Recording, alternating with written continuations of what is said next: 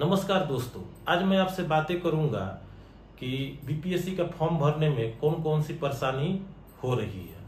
मैं ये वीडियो में उनके लिए बना रहा हूं जो काफ़ी दूर जॉब कर रहे हैं या कोई काम कर रहे हैं और उनको कौन सी परेशानी आई होगी तो उसका सलूशन क्या है। तो जो लोग बाहर रह के कोई जॉब कर रहे हैं या पढ़ाई कर रहे हैं जो बिहार से हैं और वे लोग बीपीएससी का फॉर्म भरना चाह रहे हैं तो उन्हें सबसे बड़ी समस्या आ रही होगी जातीय प्रमाण पत्र के लिए और आवासीय प्रमाण पत्र के लिए।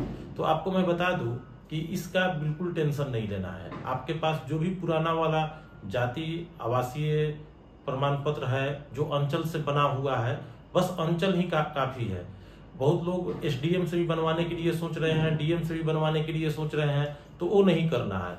बस आप अंचल से बनवाए हुए हैं तो फिलहाल आप उसी प्रमाण पत्र को डाल दीजिए और आगे से ख्याल रखिए कि आप अगर बाहर में कहीं है और आपको बिहार का कोई भी फॉर्म भरना है और आप बिहार से हैं तो हर 6 महीना पे या 4 महीना पे 3 महीना पे आप हमेशा जाति और आवासीय प्रमाण पत्र को अप्लाई करते रहिए। और उसका काम हो या ना हो, कभी भी आपके पास फुर्सत का टाइम हो तो आप उस फॉर्म को अप्लाई कर दीजिए। इससे क्या होगा कि कोई भी फॉर्म आएगा तो आपको पैनिक होने की जरूरत नहीं पड़ेगी। अभी बहुत ऐसे कैंडिडेट होंगे जो काफी पैनिक हो गए होंगे, बाहर रह के जॉब कर रहे होंगे और पैनिक कंडीशन में होंगे, परेशान होंगे कि भाई मैं कौन सा जातीय आवासीय लगाऊं। तो आपके पास जो जातीय आवासीय है पुराना वाला उसी को आप अपलोड करें, उसी को आप अभी लगाएं। बाद में आप क्या करेंगे कि जब आपका पीटी होने के बाद जब नए एप्लीकेशन आप डालिएगा तो उसमें नया वाला फॉर्म आप डाल दीजिएगा। अभी आपके पास जो है वो आप अपलोड कर दे। ऐसा ना करे कि नहीं मेरे पास अब नहीं है तो अब मैं फॉर्म नहीं भरूंगा, ऐसा नहीं करना है। आपके पास जो भी फॉर्म जो भी प्रमाण पत्र है जातीय और आवासीय, चाहे जितना दिन भी पुराना हो, आप उसी को डाल दीजिए, उसी का एप्लीकेशन नंबर वगैरह डाल दीजिए।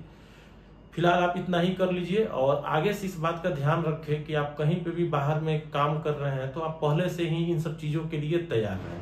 फॉर्म कभी भी आ सकता है, किसी भी चीज का, दरोगा का भी फॉर्म आ जाए, कोई भी सचिवालय का फॉर्म आ जाए और आप परेशान होने लगते हैं। तो ये बात आप दिमाग में रखे रहें कि जब भी आपको मौका मिले तो आप इस चीज को कर लें। वैकेंसी काफी अच्छी संख्या में आई हुई है तो आपको तैयारी भी करना चाहिए। कोई अच्छे से टीचर के गाइडलाइन में रह के तैयारी कर लीजिए। और ऐसा है कि अब पीटी का बहुत कम समय है तो कोशिश कीजिए कि अब कोचिंग वगैरह को छोड़कर सेल्फ स्टडी पे ज्यादा ध्यान दें, करंट अफेयर्स को अच्छे से पढ़ाई करें और बाकी जो स्टैटिक जीके जीएस है उसकी कोई भी बुक लेकर, पतली पतली बुकें लेकर रिवीजन करें। एग्जाम में होता क्या है कि बच्चे लोगों के साथ समस्या क्या आती है कि वो मोटे मोटे बुक का सिलेक्शन करते हैं जिनके कारण उनका रिवीजन नहीं हो पाता है। तो आपको ये गलतियां नहीं करनी है। आप पतले पतले बुक को ही सिलेक्ट करें और उसको 2-3 बार रिवाइज कर ले, रिवीजन कर ले, ये ज्यादा फायदेमंद होगा।